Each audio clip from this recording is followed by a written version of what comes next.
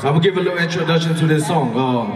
This song right here is basically who have parents that are still together. I want y'all to raise your hand. All right.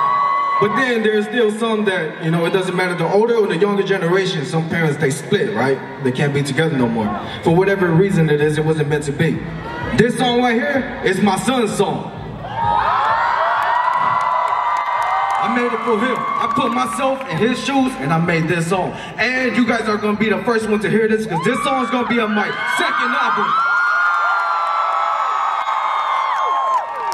And this song sounds a little something like this.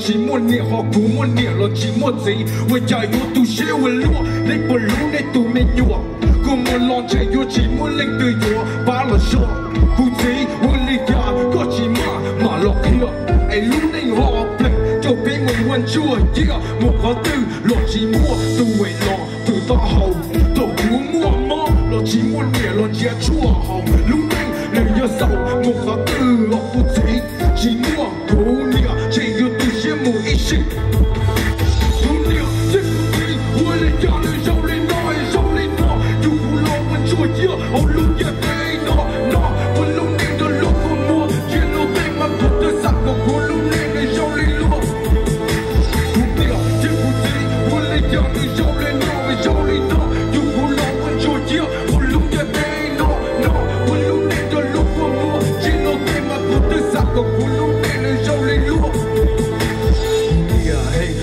Sau cơ thể văn nhận, có nhẹ dùng một lực để tiếp. Chỉ xa sau có tụi mình nhùa, mình tu em nhổ che quần chua. Nó nông món rồi lúc cô mua, mình cho chơi gì cho cái lúc ấy lo trả luôn tu. Cô một lô cái có vật chua, có vật lúc có tụi mình nhùa. Nó tận lúc em có vật bỏ, nên nhớ dòng với nhà họ plọ. Còn kia là cua lìa, ý chẳng một sự em mệt bia. Lúc mình này họ tì lập bia, chỉ xa còn nơi dòng lên nó. Cũng gì này ó lên chỉ có, kể rồi nói có chỉ muốn gì. Cũng muốn nhẹ lo chỉ muốn gì, chạy vô mong một tặng ý gì. Có lần kia còn nãy xí lưu chỉ gió xin dung. Mà đi vô một tặng ý gì, để đủ xe một tặng ý gì. Đúng đi ẩm chết phụ gì, quên lấy cả người dông lấy nó. Dù cũng nói vẫn chua kia, hầu lưu cho đây nó. Còn lưu nên cho lưu qua mua, chỉ lâu nên mà cũng tôi sẵn mà cũng lưu nên nơi dông lấy luôn. Đúng đi ẩm chết phụ gì, quên lấy cả người dông lấy nó.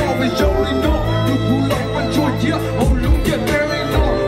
Còn lưu nên cho lưu qua mua, chỉ lâu nên mà cũng tôi sẵn mà cũng lưu nên nơi dông lấy luôn. Mình lục ý dạng đi có một nịa hey có nhẹ tổ khu hậu có lúc la dù phụ lầu có ý tiếng trả để của lưu của mà ấy vô hãy tìm nên lưu về buồn lịch chẳng lưu nên được xe lì khâu la chỉ bao xa cùng một điều chỉ bao la để tu sẽ chỉ dơ ra để mò sẽ chỉ dơ là một và từ lần chơi lua rồi nhớ một nhất rồi nhớ bua rồi có cũng muốn niệm một gì còn dù lỗ một cứ một tí trên người có cho cái vô xua vì giờ lúc này nửa tư bùa chạy vô có chỉ tao lời mò cũng nhẹ theo phụ gì cho bua lúc này nó chạy vô này thở chỉ gì một gì vòng thở lúc này nó thiên lý lọt tơ để thiên lý nhẹ một nhẹ lời mày sống nói thôi.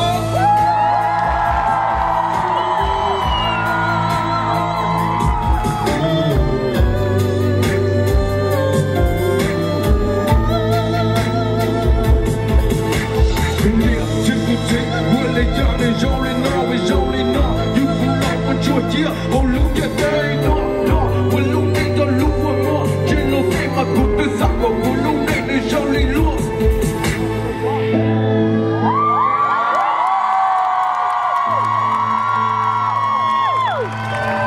So, how you guys like it?